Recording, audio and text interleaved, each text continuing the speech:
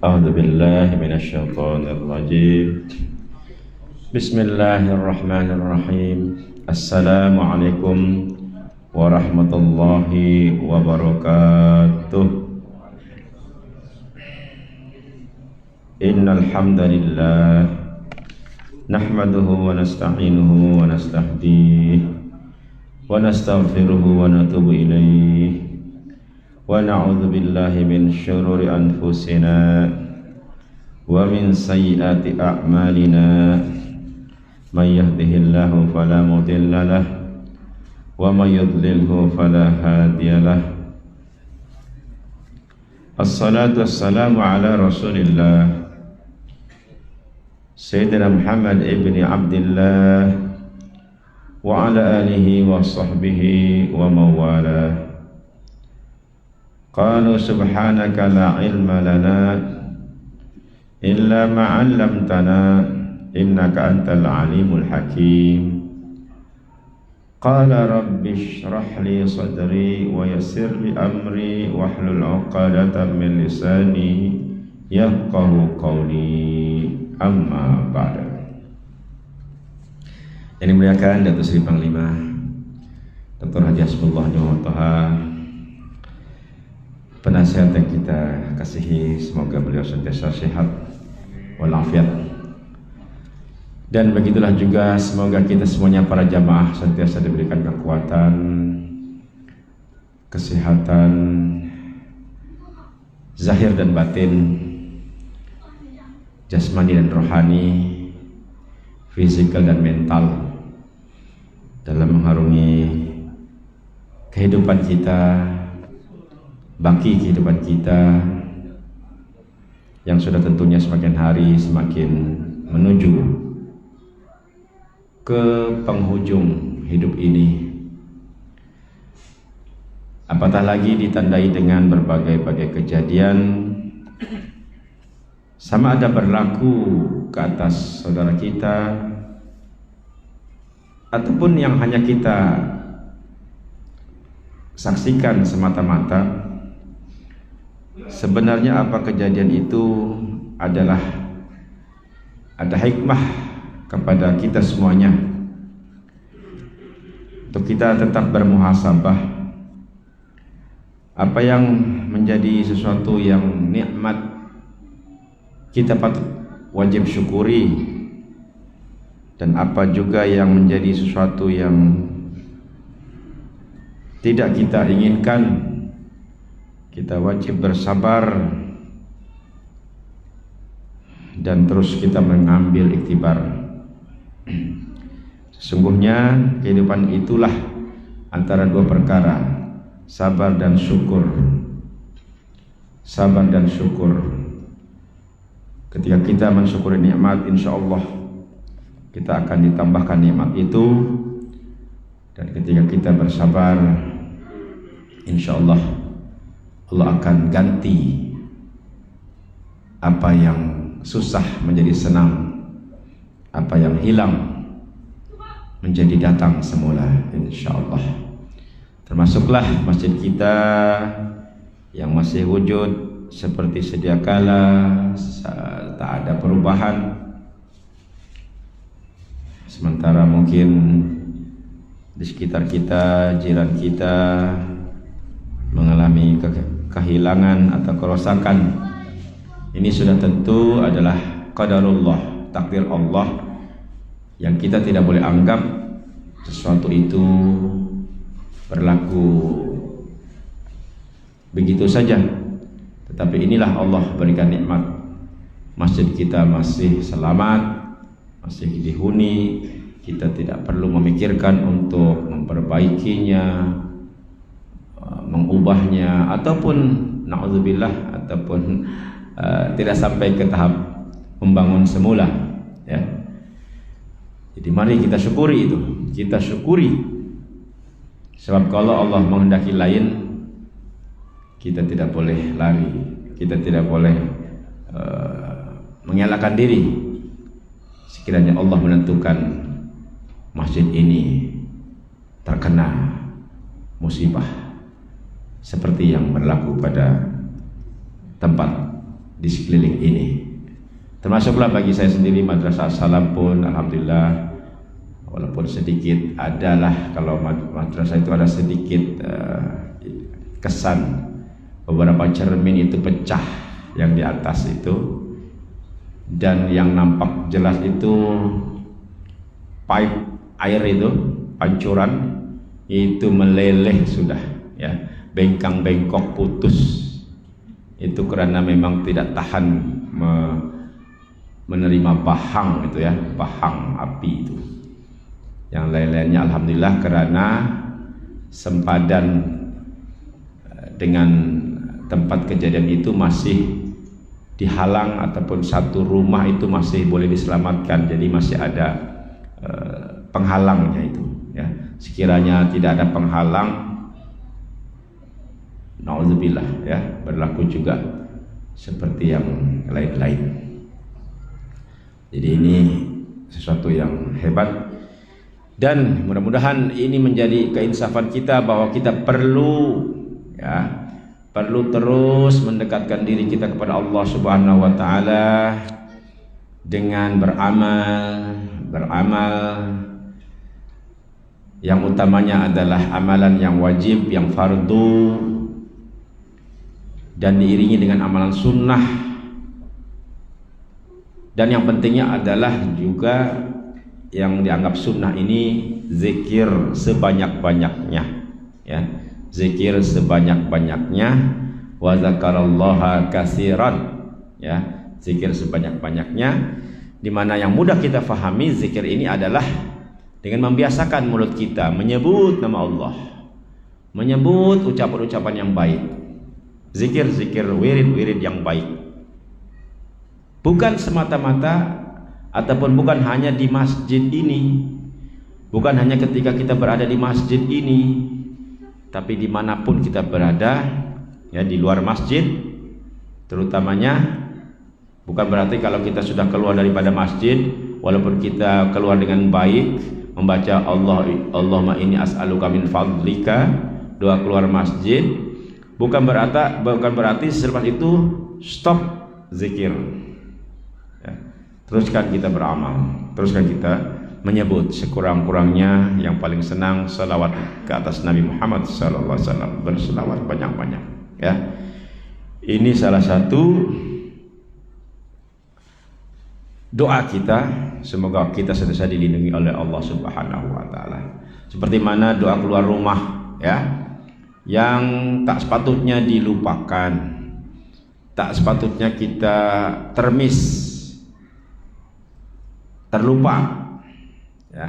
Sepatutnya dia menjadi sesuatu yang sudah lazim, sudah menjadi automatically ya, keluar rumah saja ataupun juga di dalam kereta, terus kita baca bismillah tawakkaltu ala Allah wala haula wala quwata illa billahil aliyyil azim. Kalau yang panjang itu ya, bismillah tawakkaltu ala Allah wala haula wala quwata illa billah.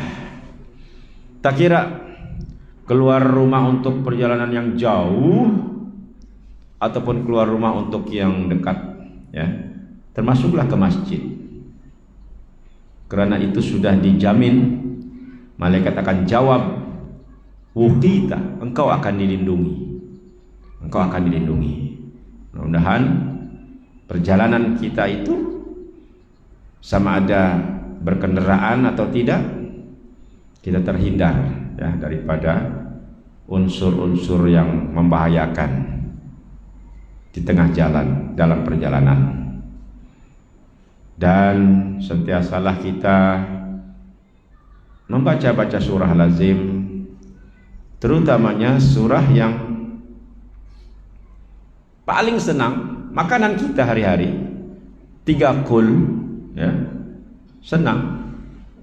Tapi itu hebat, terutamanya 2 surah itu, Al-Falaq dan An-Nas, karena itu digelarkan oleh Nabi Muhammad SAW sebagai Al-Mu'awwidhatain ataupun Al-Mu'awwidhat ya, 2 surah perlindungan.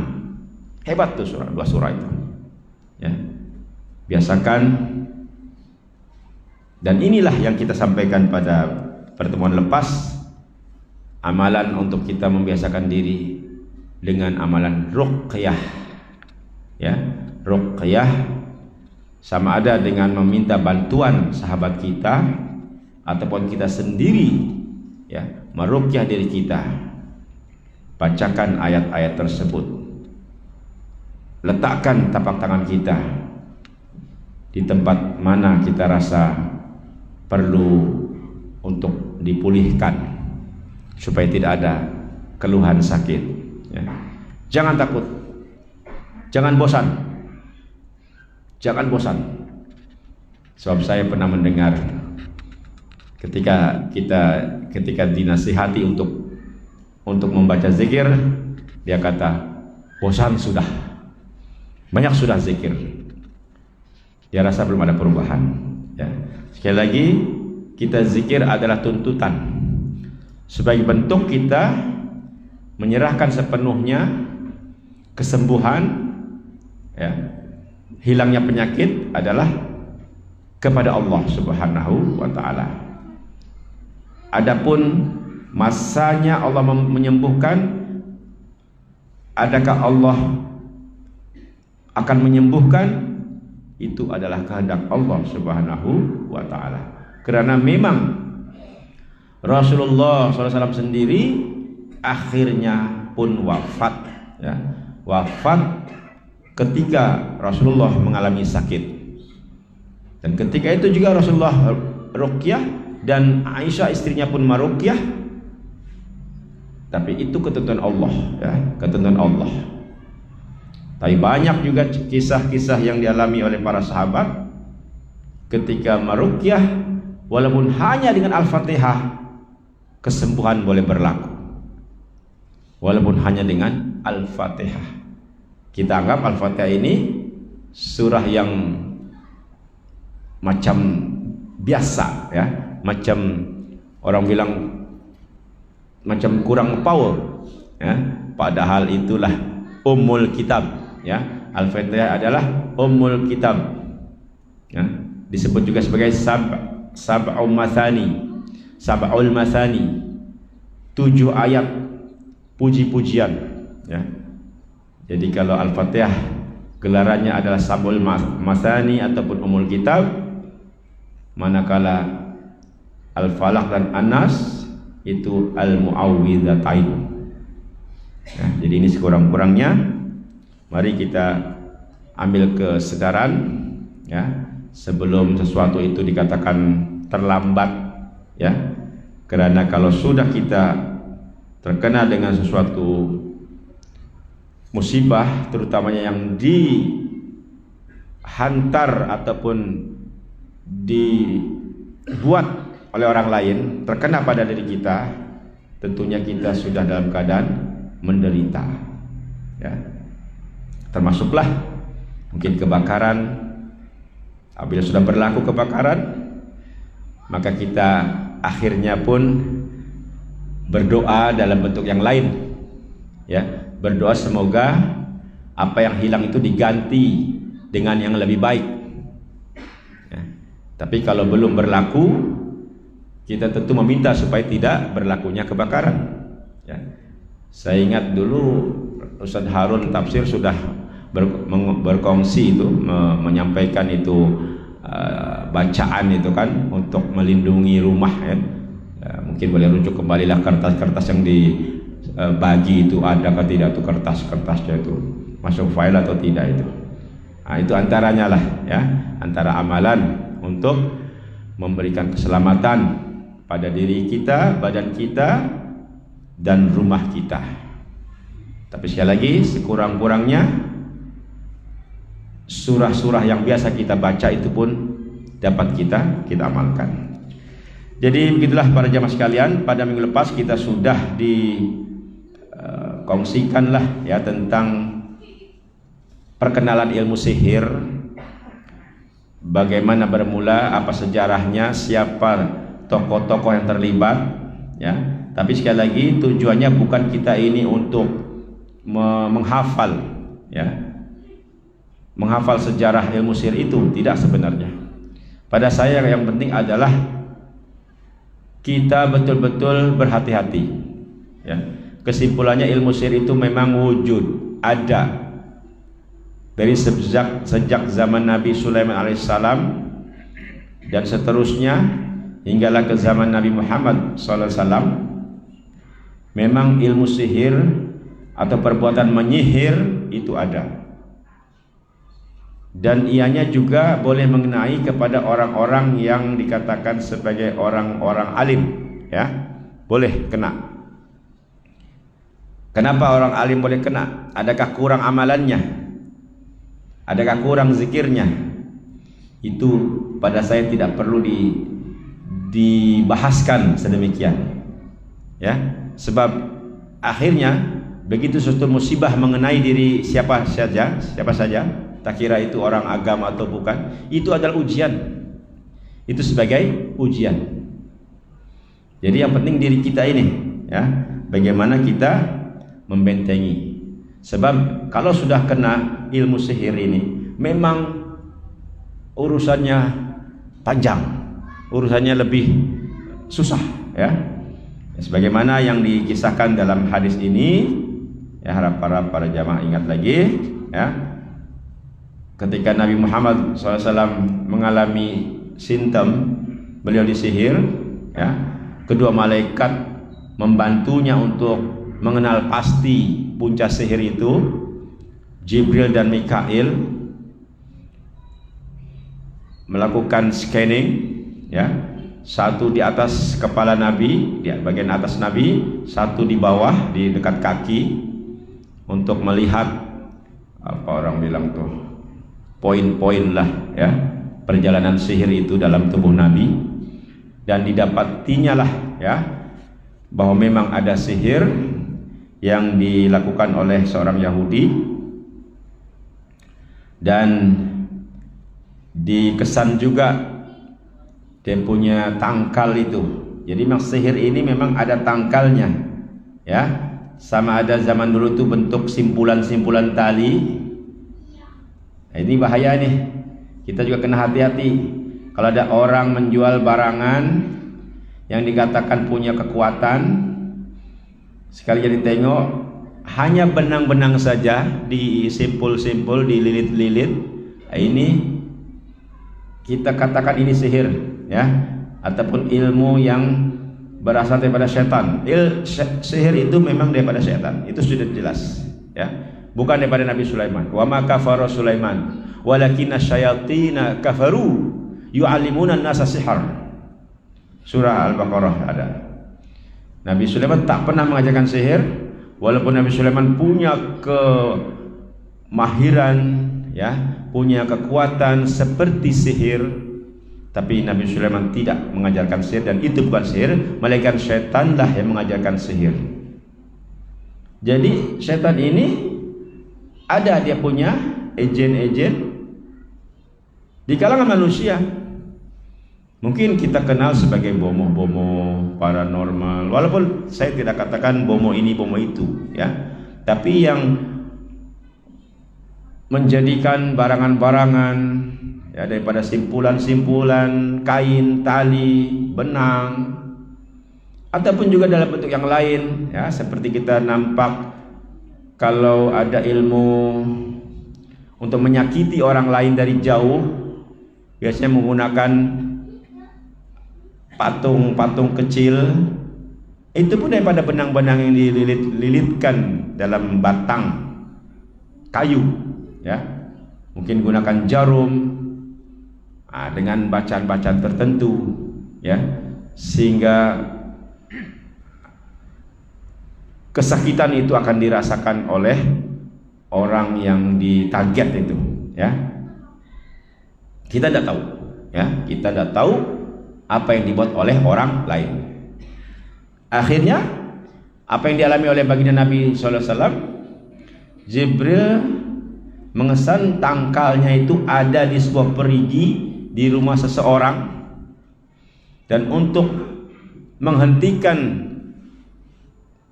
kesan daripada sihir itu, maka tangkal itu mesti dimusnahkan. Nah, oleh arahan daripada Jibril ini, Nabi Muhammad SAW meminta sahabatnya, dan Nabi pun turut bersama menemui perigi itu. Dan memang perigi itu didapatinya agak aneh, karena airnya berwarna kemerahan seperti warna inai.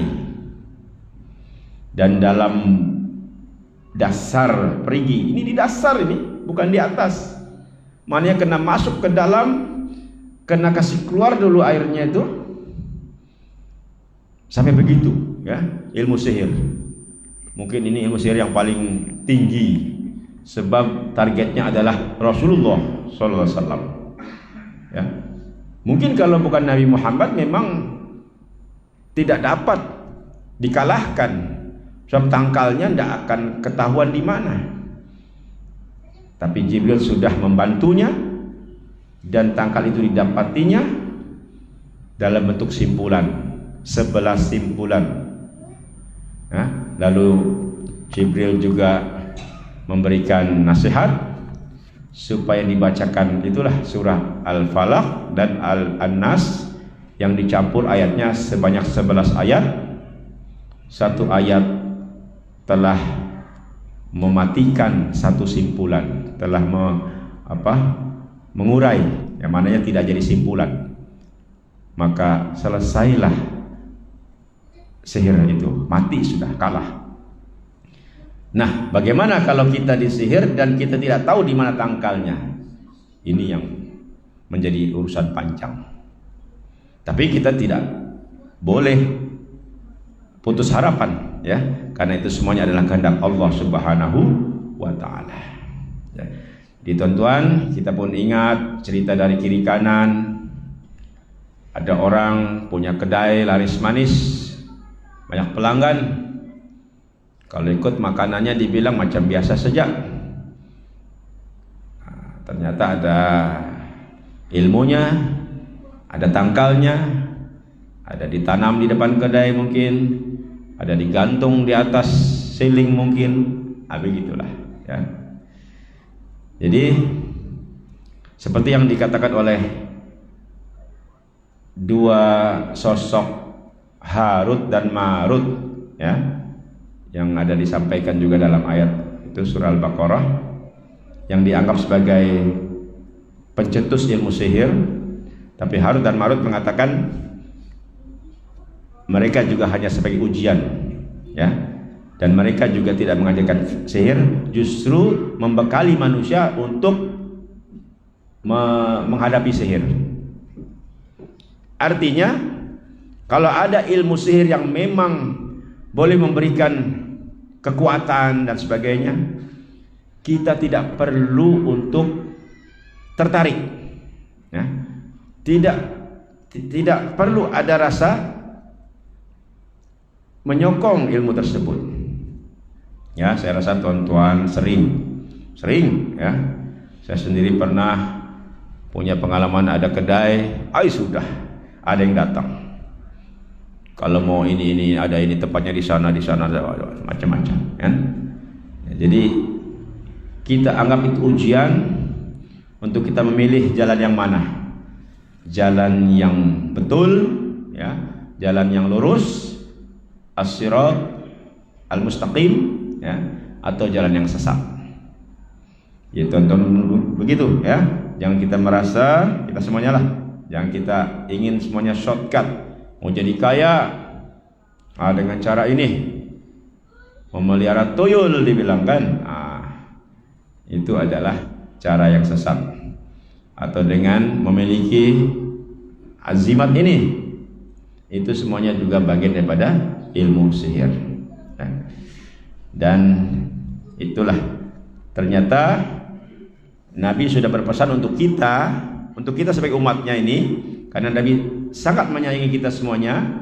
Kalau Nabi sudah pernah mengalami sihir dan begitu mengalami sesuatu yang agak sukar, kalau tidak dibantu oleh Jibril dan Mikail, tapi Rasulullah sudah memberikan kita nasihat yang mudah supaya kita mengamalkan dua surah itu, ya, dua surah Al-Falaq dan An-Nas. Tapi kita sebagai hambanya yang masih terlalu sedikit ibadah, alangkah baiknya bukan 2 surah, tambah 1 surah Al-Ikhlas, tambah lagi ayat kursi, tambah lagi Al-Fatihah, tambah lagi yang lain, tambah lagi yang lain, tambah lagi yang lain, ya, sebagai bentuk kita mentaati nasihat Rasulullah Sallallahu Alaihi Wasallam.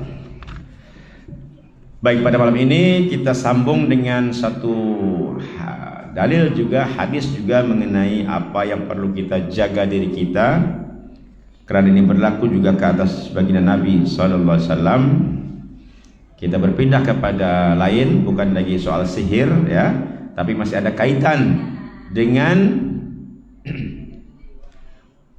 usaha orang lain yang ingin menzalimi kita, kejahatan orang lain, niat jahat orang lain, seperti dengan sihir. Kalau sihir lebih berbahaya karena kita tidak tahu bila orang itu menyihir kita, di mana diletakkan azimatnya, kita tidak tahu. Tapi yang ini agak mudah, ya, untuk kita selesaikan. Namun itu kita lihat dulu apa yang dialami oleh Rasulullah SAW berkenaan dengan kisah Nabi SAW diracun. Nah, ini soal racun lagi, ya. Jadi kita tambah lagi perlu berhati-hati kemungkinan kita diracuni. Kalau tadi kemungkinan kita disihir, kita perlu bentengi diri kita dengan baca surah itu, terutamanya 2 surah. Sekarang kita perlu berhati-hati dengan orang lain yang ingin berbuat jahat dengan cara meracuni kita, ya, meracuni badan kita lah.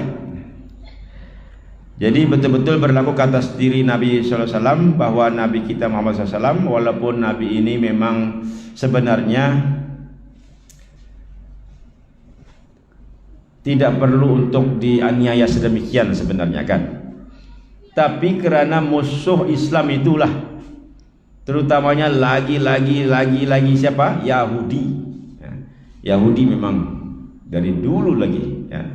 Jadi kita tidak ragu-ragu lagi lah, memang Yahudi laknatullah ini, sentiasa ada usaha yang ingin menzalimi, membahayakan Nabi, bahkan ingin membunuh Nabi sallallahu alaihi wasallam. Baik, mari kita simak sama-sama hadisnya. An Anas anna imra'atan yahudiyatan atat Rasulullah sallallahu alaihi wasallam bi syatin masmumatin fa akala minha faji'a biha ila Rasulillah sallallahu alaihi wasallam fasa'alah an zalika faqalat aradtu liaqtulaka qala ma kana Allahu liyusallitaki ala dzaki qala aw qala alayya qala qalu ala naqtuluha qala la qala famaziltu a'rifuha fi lahawati Rasulillah sallallahu alaihi wasallam. Maksudnya daripada Anas radhiyallahu an, sesungguhnya ada seorang perempuan Yahudi, sama ada ia disuruh ataupun keinginannya sendiri, ya. Ada seorang perempuan Yahudi yang datang kepada Rasulullah sallallahu alaihi wasallam. Ini di Madinah, ya. Yahudi di Madinah memang bersama-sama, dan nama Yahudi ini pun macam nama Islam juga, Zainab, ya. Sekarang ini Yahudi nama dia ikut nama Eropa kebanyakan. Kalau dulu macam nama-nama Islam juga, nama Arab. Seorang wanita Yahudi datang membawa seekor kambing, 1 ekor, bukan seekor yang masih hidup, yang sudah dimasak, ya, sudah dibuat jamuan. Anda pasti masak apa ini, ya, mungkin dibakar saja barangkali. Seekor kambing tersebut telah diracuni, telah diberi racun sebagai bentuk hadiah. Karena ketika itu suasananya adalah umat Islam ya, ataupun Nabi Muhammad SAW telah mendapat kemenangan dalam peperangan Khaybar menentang perikatan Yahudi itu. Ya. Jadi perempuan ini berlakon memberikan hadiah sebagai meraihkan kemenangan umat Islam dengan memberikan jamuan kambing, ya. Dan memang Nabi suka makan kambing. Ini sunnah memang, ya. Nabi suka makan kambing, apalagi Nabi suka makan bagian paha. Ya, kalau mau dapat pahala sunnah, ya, makan kambing bagian paha. Lalu Nabi SAW memakan sebahagian dari kambing tersebut, sebagian, dan dimakan ramai-ramai dengan sahabat. Lalu perempuan tersebut ditangkap, ya, dan dihadapkan kepada Rasulullah SAW. Rasulullah bertanya tentang apa yang dia perbuatnya. Ia menjawab, "Aku ingin membunuhmu." Ya, perempuan itu terus terang, "Aku ingin membunuhmu." Rasulullah SAW bersabda, "Tidak mungkin Allah Ta'ala memberikan kemampuan kepadamu dalam hal itu." Ya. Nabi yakin Allah akan melindunginya daripada racun yang diberikan oleh perempuan tersebut. Bahwa para sahabat, Anas berkata, dia meriwayatkan, yang menyampaikan ini, Anas berkata bahwa para sahabat mengatakan, "Apakah kami boleh membunuh perempuan ini?" Nabi menjawab, "Jangan." Anas berkata, "Aku masih melihat bekas racun, sisa racun di bibir bagian atas Rasulullah Shallallahu Alaihi Wasallam." Ini hadisnya ringkas, tapi mari kita lihat dia punya kejadian kenapa keluar cerita Nabi diracun ini. Jadi kisah panjangnya ketika Yahudi kalah, ya, daripada umat Islam dalam peperangan Khaybar, dan beberapa kali juga Yahudi itu ingin membunuh Nabi tapi selalu gagal. Maka kali ini mereka benar-benar ingin membunuh Nabi dengan cara yang baru, yaitu seorang perempuan Yahudi diupah, ya, berperanan dalam rancangan yang jahat ini. Mereka ingin memberikan hadiah kepada Nabi dengan menyediakan hidangan daging kambing kepada Rasulullah SAW, lalu menyisipkan racun yang banyak, ya, racun yang banyak ke atas kambing itu. Mananya memang supaya betul-betul berkesan, ya. Ketika Rasulullah SAW baru memasukkan daging tersebut ke mulut, apa yang berlaku? Dalam kisah ini bukan Jibril yang memaklumkan, tidak, tetapi daging itu yang bercakap, ya.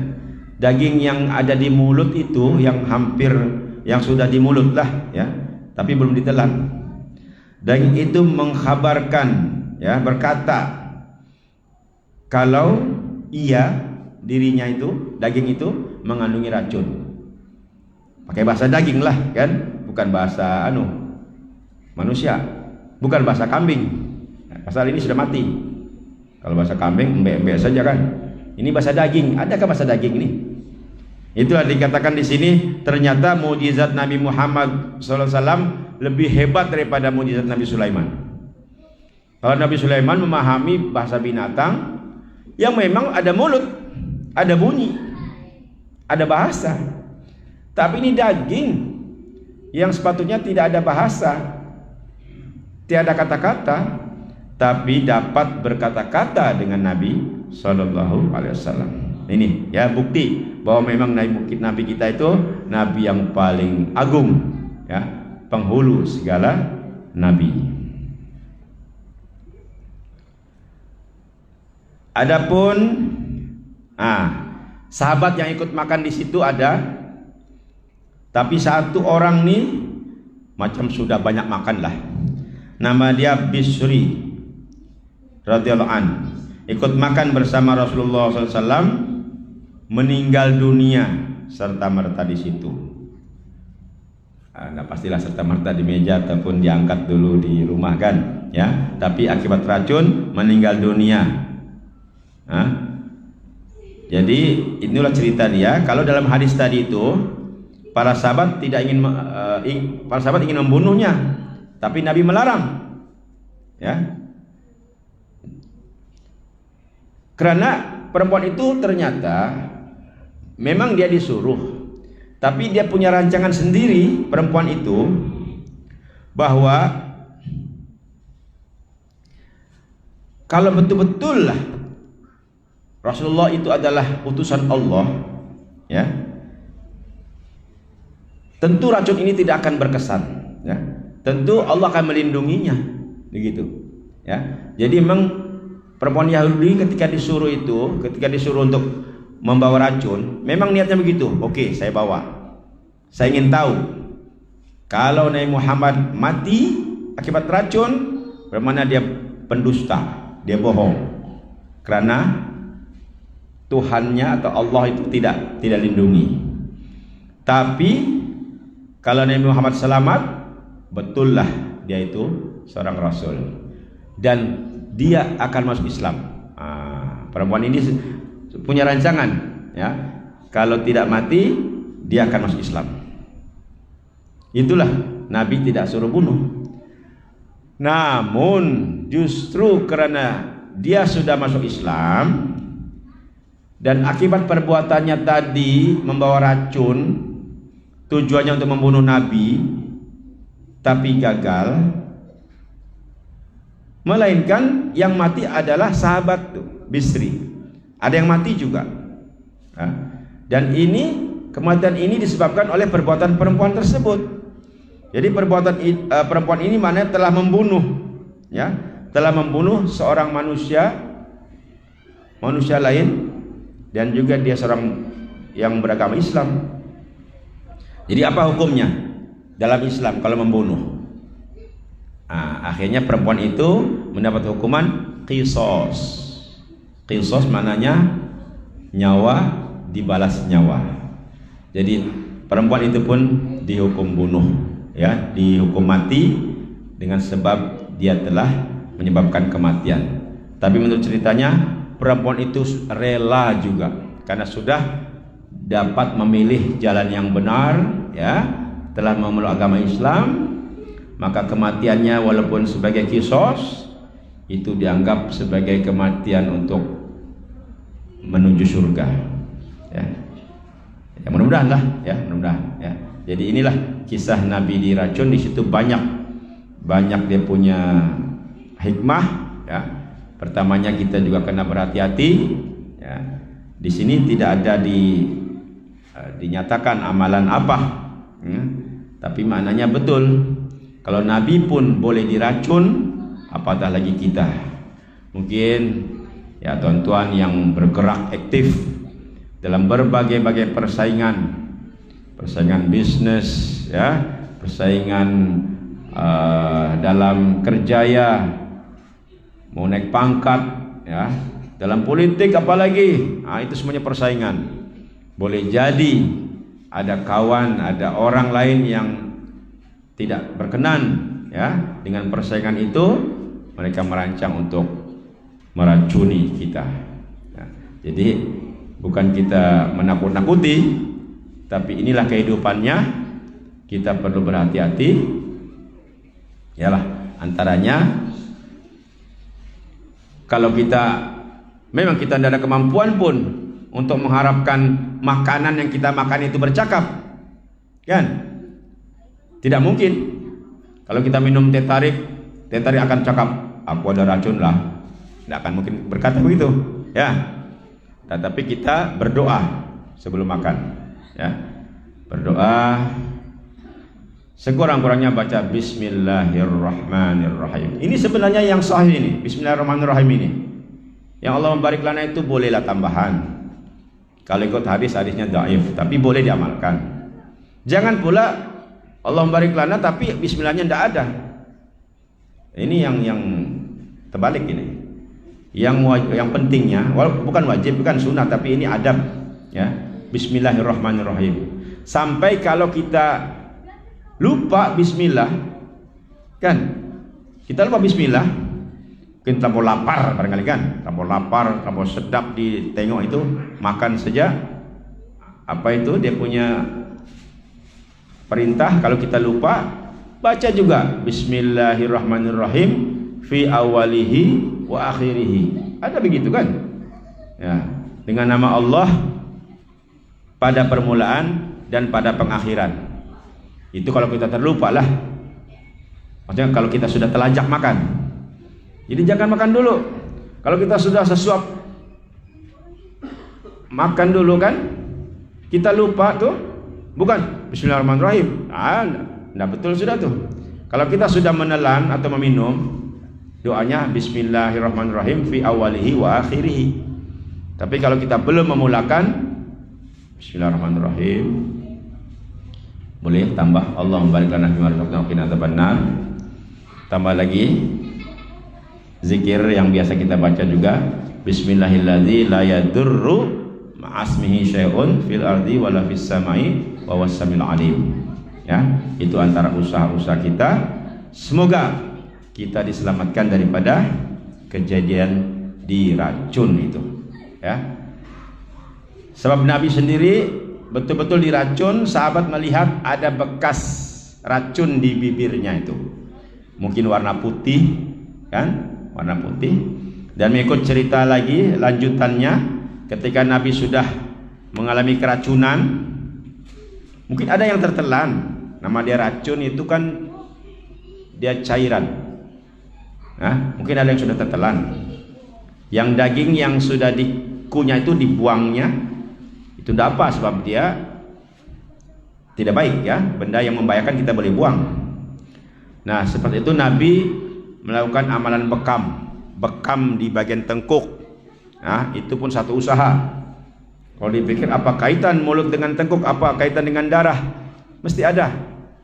Sebab racun-racun yang ada di sekitar mulut, ya, bolehlah dikeluarkan melalui amalan bekam. Nah, ini pun diwar-warkan lagi para jamaah kita ini, ya, seelok-eloknya membiasakan diri berbekam. Mungkin ada antara tuan-tuan yang belum pernah, takut barangkali, ataupun apa, alahan tengok darah. Ini baik ini, ya, boleh sekali-sekala bekam, ya. Itu ringan itu, ringan dikeluarkan darah, darah kotor itu kan. Nah, sedangkan derma darah itu pun amat baik untuk pertukaran darah. Ini lagi berbekam itu mengeluarkan darah yang kotor, bukan darah yang bersih, ya. Nah, banyak juga pembekam-pembekam di sini. Saya pun biasa dengan Imam Saidin itu, ya. Insyaallah tidak juga banyak mengeluarkan biaya lah, ya. Sebulan sekali atau 3 bulan sekali, ya. Sebab Nabi begitu. Nabi begitu kena racun, Nabi terus berbekam. Dan Nabi juga ada amalannya setiap bulan. Tarikh berbekam yang baik pada hari ganjil itu, ya. 17 kalau tidak salah, ya. 19, 21, ya. Pada hari-hari yang ganjil. Itu amalan kita berbekam, ya. Jadi jemaah sekalian, inilah yang boleh disampaikan pada malam ini. Kalau kita sudah diingatkan tentang adanya sihir, maka kali ini diingatkan tentang adanya racun, ya. Untuk kita berjaga-jaga. Walaupun kita ini mungkin selama ini baik-baik saja dengan kawan-kawan kita, manalah tahu ada orang tidak suka kita. Belum lagi yang satu, jangan lupa penyakit ain, penyakit mata panas. Mata panas ini sebenarnya tidak dirancang pun, hanya pandangan mata saja. Orang yang tidak suka dengan kita, apabila memandang kita dari jauh pun, kita tidak perasan kita dipandang, itu ternyata menyalurkan penyakit. Secara tidak sadar kita mengalami perubahan yang kurang baik, ya, tak selesa. Itu pun kita kena perlu mengurus diri kita ini, ya, dengan amalan-amalan yang disunnahkan oleh Rasulullah sallallahu alaihi wasallam. Wallahu a'lam bissawab. Allahumma amin ya Allah. Bismillahirrahmanirrahim. Allahumma arzuqna mutaba'atan Nabi sallallahu alaihi wasallam awalan wa akhiran wa zahiran wa batinan wa qawlan wa fi'lan wa ibadatan wa amalan salihan ya arhamar rahimin. Rabbana ij'alna muqimis shalah wa min dzurriyyatina rabbana taqabbal du'a. Walhamdulillahirabbil alamin. Wassalamualaikum warahmatullahi wabarakatuh.